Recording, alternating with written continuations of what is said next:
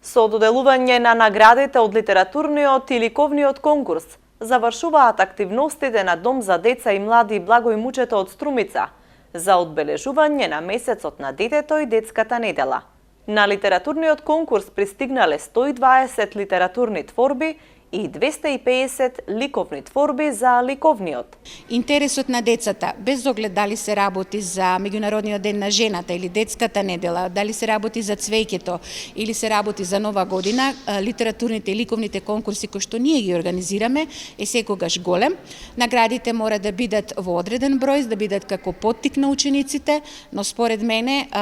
интересот е секогаш голем и тоа ме радува, бидејќи децата во ова време на технологија имаат интерес и да пишуваат и да цртаат. И јас би сакала да испратам една порака која што ме инспирираше од литературните творби кои што денес децата на завршниот настан ги читаа, дека без оглед на тоа какви се децата, дали се